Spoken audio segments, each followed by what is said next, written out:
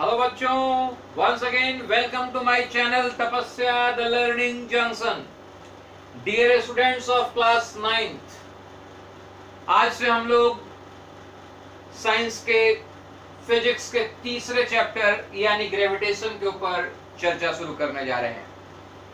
पिछले video lecture में हमने आपके साथ मोशन के ऊपर और forces and laws of motion के ऊपर चर्चा किया था और आई होप कि जितने भी वीडियो उन दो चैप्टर्स के ऊपर आपके लिए प्रोवाइड किए हैं वो सारे आपने अच्छे तरीके से देखे होंगे और उसका लाभ लिया होगा। अगर आपने सीक्वेंस में वो सारे वीडियो देखे हैं तो मोशन के ऊपर या उससे रिलेटेड न्यूमेरिकल्स में कोई प्रॉब्लम नहीं आनी चाहिए। इसी तरीके से forces and laws of motion के ऊपर भी अगर आपने सारे वीडियो देखे हैं तो आपको उसमें कोई प्रॉब्लम नहीं आनी चाहिए। अगर उसके बावजूद भी कोई प्रॉब्लम है, कोई भी सवाल है आपका, तो आप कमेंट के माध्यम से हमारे पास भेजिए, हम उसका जवाब अपने चैनल पे वीडियो के माध्यम से आप तक पहुंचाएंगे। चलिए तो स्टार्ट करते हैं आज से नया चैप्टर ग्रेविटेशन। ग्रेविटेशन का ये पहला वीडियो लेक्चर क्लास 9th के स्टूडेंट्स के लिए। सबसे पहले चर्चा ये करना है कि भाई ग्रेविटेशन होता क्या है, व्हाट इज ग्रेविटेशन। भाई ये ग्रेविटेशन एक फोर्स है। डू यू नो ग्रेविटेशन क्या है? एक फोर्स है।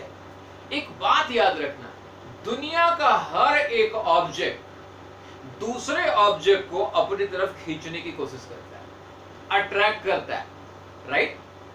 बिल्कुल वैसे ही जैसे एग्जाम्पल के तौर पे आप एक पत्थर को फेंकते हो ऊपर, वापस पत्थर कहां आ जाता है? जमीन पे आ जाता है।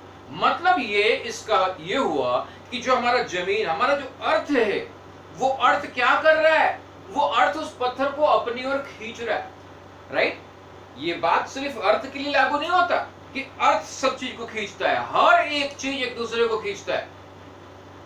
और जिस फोर्स से एक ऑब्जेक्ट दूसरे ऑब्जेक्ट को अपनी तरफ आकर्षित करता है उसे ही हम कहते हैं ग्रेविटेशनल फोर्स।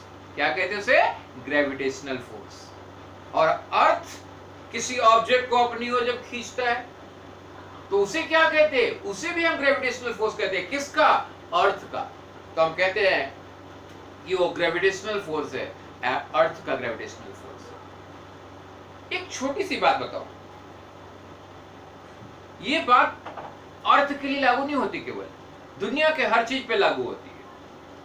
हमारे एक साइंटिस्ट थे, इसाक न्यूटन साहब, इंग्लिश साइंटिस्ट थे, बागीचे में बैठे हुए थे, उनके ऊपर एक एप्पल आकर के गिरा।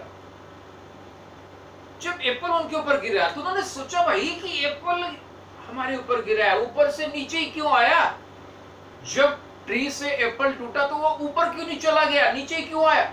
इसका मतलब हो न हो अर्थ जो है एप्पल के ऊपर कोई फोर्स लगा रहा है, क्योंकि उसके पहले डिस्कशन कर चुके हैं हम लोग कि मोशन होने के लिए फोर्स जरूरी है, मोशन के लिए फोर्स जरूरी है, राइट? तो फिर न्यूटन साहब ने सोचा कि भाई सवाल ये उठता है कि एप्पल नीचे गिरा है, इसका मतलब अर्थ फोर्स लगा रहा है। लेकिन न्यूटन साहब ने न्यूटन के थर्ड लॉ को याद कीजिए, क्या कहा था उन्होंने? कहा था कि हर एक फोर्स के अपोजिट इक्वल फोर्स लगता है। तो इसका मतलब ये है कि एप्पल पे अगर अर्थ फोर्स लगा रहा है तो एप्पल भी अर्थ के ऊपर उतना ही बड़ा फोर्स लगा रहा है अपोजिट डायरेक्शन में। लेकिन भाई हम तो यही देखते हैं कि एप्पल ही हमेशा अर्थ पे गिरता है, कभी अर्थ को तो नहीं देखा एप्पल की तरफ मूव करता हुआ। तो याद कीजिए न्यूटन का सेकेंड लॉ क्या कहता है? न्यूटन का सेकेंड लॉ कहता है कि acceleration is universally proportional to the mass. Acceleration is universally proportional to the mass, यानी मास जितना ज्यादा होगा एक्सेलरेशन क्या हो जाएगा? उतना ही कम। और मास जितना कम होगा एक्सेलरेशन उतना ही ज्यादा। अब जरा सोचो, एक एप्पल का वजन कितना? 250 ग्राम, 1 किलो, आधा किलो, इससे अर्थ तो नहीं। लेकिन earth with respect to apple, earth का वजन सोचो कितना ज्यादा, बहुत ज्यादा, बहुत ज्यादा। कंपैरिजन ही नहीं है दोनों के बीच में। तो एप्पल का चूंकि मास अर्थ के तुलना में नेग्लिजिबल है, यही कारण है कि अर्थ का एक्सेलरेशन बहुत ही कम और एप्पल का एक्सेलरेशन बहुत ही ज्यादा। इसलिए हमें क्या दिखाई पड़ता है? हमें दिखाई पड़ता है एप्पल मूव करता हुआ अर्थ की तरफ, अर्थ मूव करता हुआ एप्पल की तरफ नहीं दिखाई पड़ता, right? But you must remember कि ये यूनिवर्स में हर एक ऑब्जेक्ट दूसरे ऑब्जेक्ट को, एक दूसरे को क्या करता है? अपनी तरफ अट्रैक्ट करता है, और इसी फोर्स को क्या कहते हैं हम लोग? ग्रेविटेशनल फोर्स कहते हैं। Is it clear? तो याद रखना है कि force with which the earth pulls the object towards it is called the gravitational force of the अर्थ, या ग्रेविटी ऑफ द अर्थ। अब सवाल ये उठता है कि भाई अर्थ खींचा तो वो अर्थ की ग्रेविटी लिख लीजिए, चाहो तो क्या लिखें कि भाई the force with which the earth pulls, the force with which earth pulls an object. क्या मतलब हुआ? जिस फोर्स से अर्थ एक ऑब्जेक्ट को खींचता है, कहां? टुवर्ड्स इटसेल्फ, खुद की तरफ, टुवर्ड्स इटसेल्फ, खुद की तरफ। जिस फोर्स से अर्थ किसी ऑब्जेक्ट को अपनी ओर खींचता है इज कॉल्ड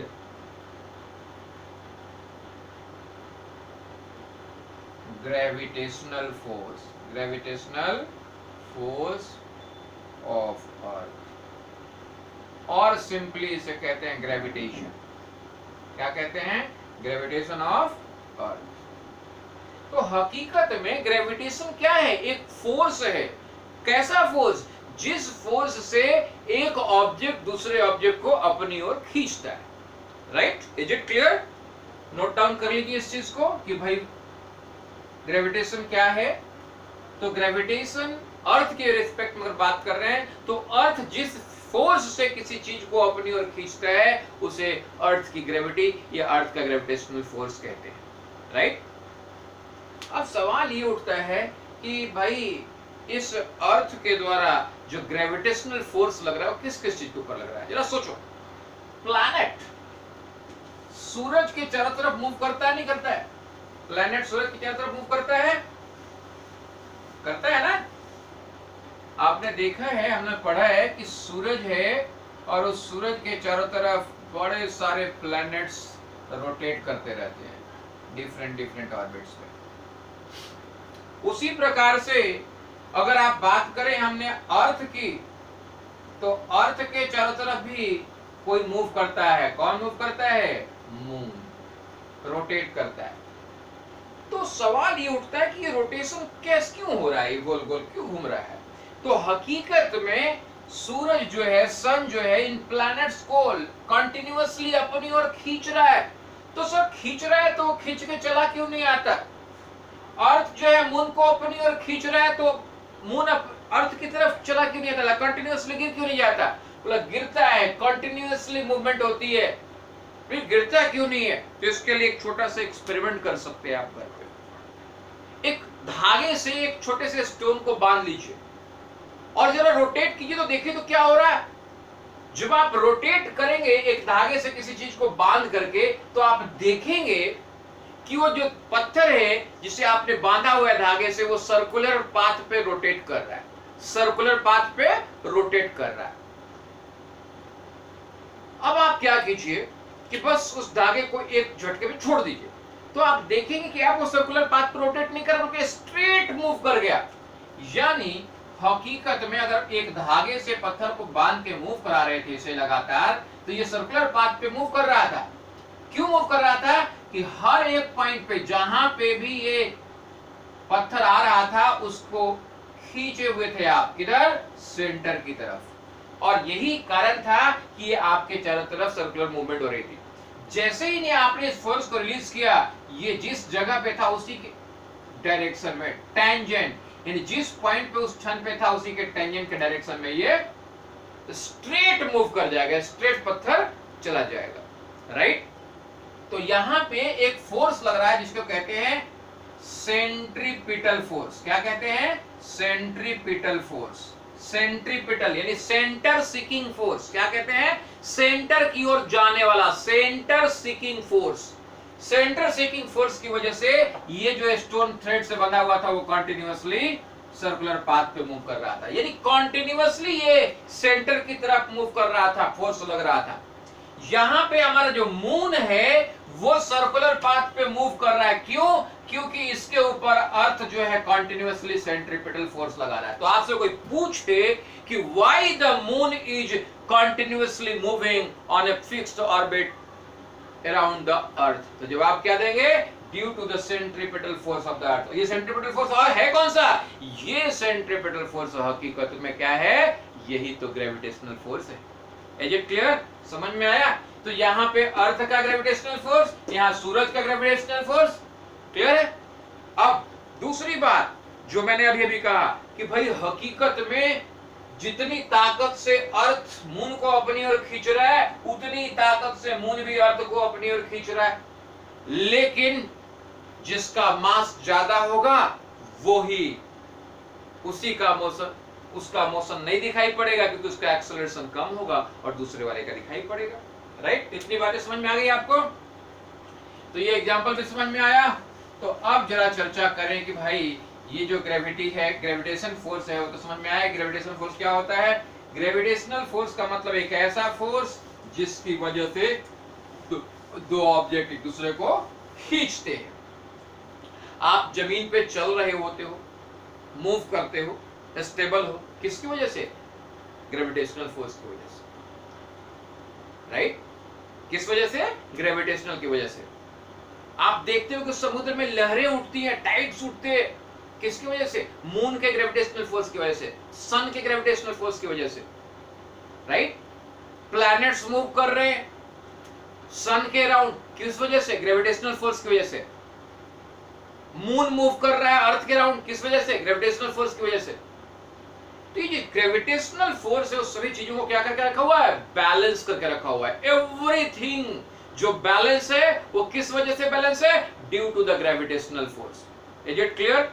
चलिए, तो अब जरा हम लोग कुछ पॉइंट्स पे और चर्चा कर ले। हमने यहाँ पे 3 पॉइंट्स लिखे हुए, जरा ध्यान से इस पॉइंट्स को जरा पढ़ लीजिए क्या लिखा हुआ है। पहला पॉइंट हमने कहा कि the force with which the two objects attract each other is called gravitational force और gravity.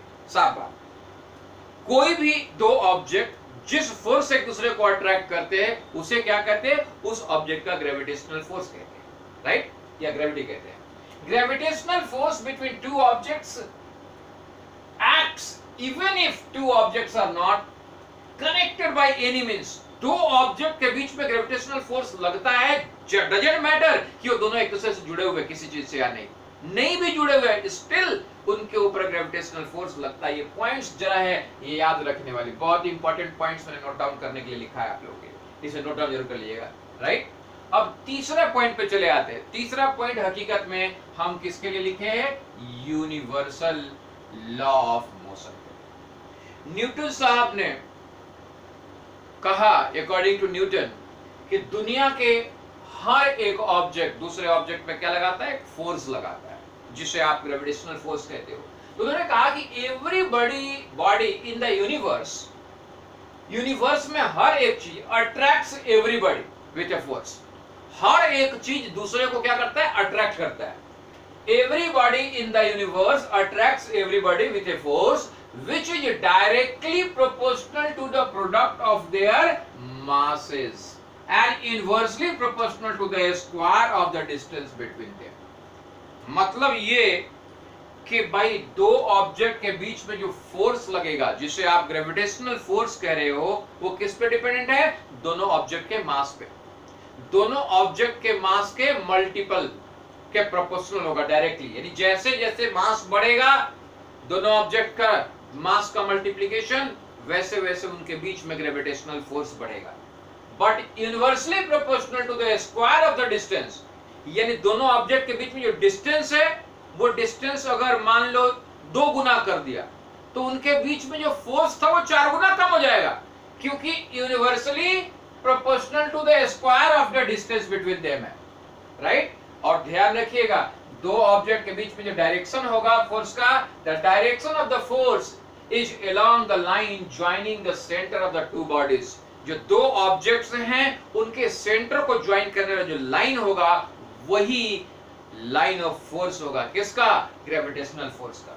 And this is the universal law of gravitation, यही है यूनिवर्सल लॉ ऑफ ग्रेविटेशन। तो आपसे कोई भी पूछे कि यूनिवर्सल लॉ ऑफ ग्रेविटेशन क्या है, तो सीधा कहना है कि सर दो ऑब्जेक्ट, यूनिवर्स में कोई भी दो ऑब्जेक्ट एक दूसरे को क्या करते? अट्रैक्ट करते हैं। और ये जो अट्रैक्शन फोर्स होता है वो फोर्स उन दोनों के मास के समानुपाती यानी inversely proportional to the product of their masses होता है, and inversely proportional to the square of the distance between them. उन दोनों के बीच में जो दूरी है उसके स्क्वायर इनवर्सली मतलब उल्टा प्रोपोर्शनल होता है। और डायरेक्शन कैसे होता है? तो दोनों ऑब्जेक्ट के सेंटर लाइन से। राइट, क्लियर है ये बात? जरा इसको समझने की कोशिश करें, इस चीज को और जरा डिटेल में समझते हैं, इस चीज को और जरा डिटेल में समझते हैं। चलिए मान के चलते हैं कि हमारे पास दो मास, एक ऑब्जेक्ट है मास इसका m है और एक दूसरा ऑब्जेक्ट है इसका मास स्मॉल m है। Let there are two objects having the mass m, capital M, and another is having the mass small m. Let that there is a distance between them, that distance is d. क्या माना हमने? हमने माना कि दो object है, suppose A and B are two objects, suppose A and B are two objects। इसे मिटा रहा हूं, इसे मिटाऊं, चलिए मिटाता हूं।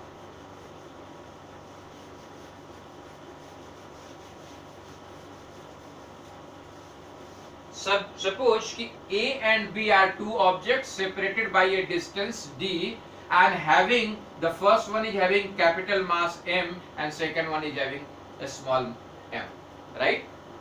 So according to the universal law of gravity, gravitation के universal law के accordingly, according to universal law of gravitation क्या कहता है? कहता है let force of attraction between them is F। मान के चलते हैं उन दोनों के बीच में जो फोर्स लग रहा है कितना लग रहा है? F लग रहा है। तो according to the universal law of gravitation F जो होगा, जो फोर्स लगेगा वो directly proportional to M into m होगा, यानी दोनों के मास के मल्टीपल के डायरेक्टली प्रोपोर्शनल होगा। फर्स्ट थिंग, ये पहला में डाउट है कोई?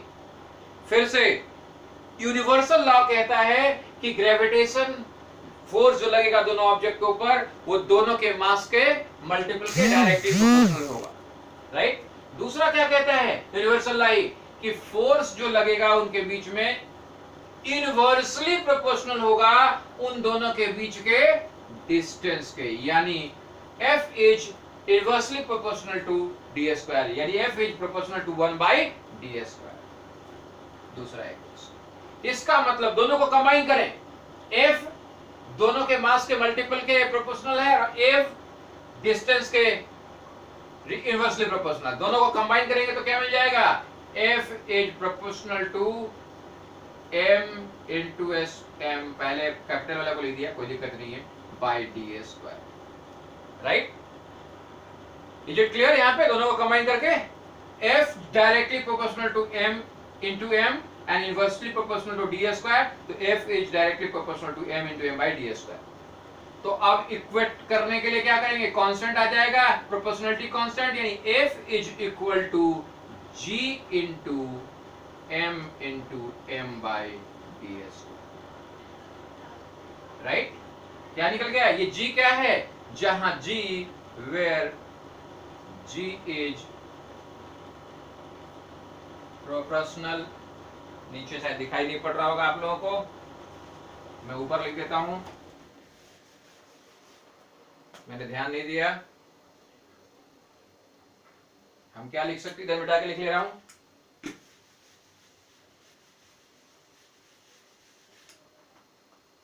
तो तो भाई F इज इक्वल टू क्या लिख सकते हैं, G into capital M into small m by D square, जहां G क्या है, प्रोपोर्शनैलिटी कांस्टेंट, और इसे ही कहते हैं ग्रेविटेशनल, यानी ग्रेविटेशनल कांस्टेंट। क्या कहते हैं इसको, ग्रेविटेशनल कांस्टेंट। तो भाई जरा सोचिए, F is equal to G into M into M by D square निकल गया, तो G इज इक्वल टू क्या होगा, जरा निकालिए जरा cross multiplication. G is equal to क्या हो जाएगा, जरा देखिए, डी स्क्वायर को जब लेके गए तो F into D square, M by M into M को नीचे ले आए, M इंटू M। क्लियर है? तो जब भी ये डिराइव करने के लिए कहा जाएगा, कर सकते हैं आप, G इज इक्वल टू क्या, F into D square by M into M। Sir ये जो G है, यानी जिसे ग्रेविटेशनल फोर्स कहते हैं आप, उसका यूनिट क्या होगा, ग्रेविटेशनल कांस्टेंट का यूनिट क्या होगा, what will be the unit? बड़े आराम से निकाल सकते हैं आप, इसका यूनिट निकाल सकते हैं, नहीं निकाल सकते? कैसे निकलेगा, फोर्स का, डिस्टेंस का और मास का, यानी यूनिट क्या होगा, इसका यूनिट कैसे निकालेंगे, फोर्स का न्यूटन रख लीजिए, डी स्क्वायर यानी डिस्टेंस का स्क्वायर का मतलब क्या हो गया, मीटर स्क्वायर हो गया, और m इंटू एम मास है, यानी पर केजी, यानी केजी के ऊपर पावर 2, यानी इसका g का यूनिट क्या होगा, न्यूटन मीटर स्क्वायर पर केजी स्क्वायर, या केजी पे पावर 2। Is it clear? तो this is the SI unit of g। Is it clear? यहां तक समझ में आया? नोट डाउन कर लीजिए आप यहां तक की सारी चीजों को, यहां तक की सारी चीजों को नोट डाउन कर लीजिए। अब सवाल ये कि जो G की वैल्यू है, इसे फाइंड आउट किया कि भाई यूनिवर्सल G की वैल्यू होती क्या है, मिटा भी इसे, चलिए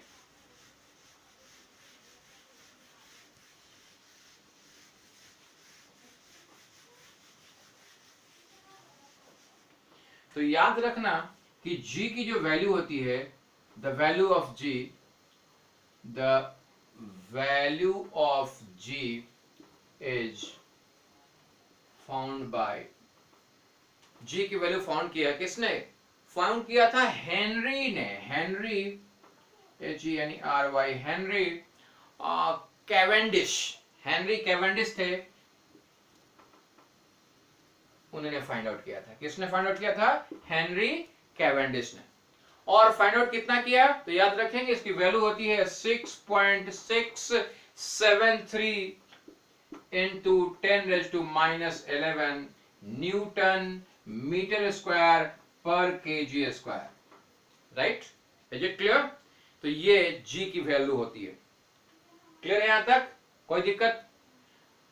तो आपने देखा कि हमारा यूनिवर्सल लॉ ऑफ ग्रेविटी क्या कहता है, कहता है कि यूनिवर्स में कोई भी दो ऑब्जेक्ट जो है, हर एक ऑब्जेक्ट दूसरे ऑब्जेक्ट के ऊपर फोर्स लगा रहा होता है, और वो फोर्स उनके मास के मल्टीपल के डायरेक्टली प्रोपोर्शनल और उनके बीच के डिस्टेंस के इनवर्सली, डिस्टेंस के स्क्वायर के इनवर्सली प्रोपोर्शनल होता है। तो डिराइव करके हमने फॉर्मूला निकाला, जिसमें जो कांस्टेंट निकला हमारा, प्रोपोर्शनैलिटी कांस्टेंट जो हुआ G, उसकी वैल्यू कितनी होती है, 6.673 इंटू 10⁻⁻11 न्यूटन मीटर स्क्वायर पर केजी स्क्वायर, राइट? क्लियर है यहां तक, कोई डाउट? चलिए अब लास्ट पॉइंट डिस्कस कर लें, और फिर नेक्स्ट वीडियो में हम डिटेल और डिस्कशन करेंगे आपके साथ। लास्ट पॉइंट है कि ये importance of universal law of gravitation क्या है। यूनिवर्सल लॉ ऑफ ग्रेविटेशन जो कह रहा है कि हर एक चीज, पूरे यूनिवर्स में हर एक चीज दूसरे चीज के ऊपर फोर्स लगा रहा होता है, इसका इंपॉर्टेंस क्या है, बहुत ज्यादा। पहले भी बात कर चुके। सबसे पहले जैसे आप कह रहे हैं कि आप अगर जमीन पे खड़े हैं, चल रहे हैं, अर्थ पे सारी चीजें जो स्थिर है, वो क्यों है, due to the universal law of gravitation. सारे फोर्सेस की वजह से जो है सारी चीजें क्या है, बाइंड हुई हैं, राइट? क्लियर है? जो मोशन है हमारे प्लेनेट का सन के around, due to the universal law of gravitation. जो मोशन है हमारे मून का अर्थ के around, due to the universal law of gravitation.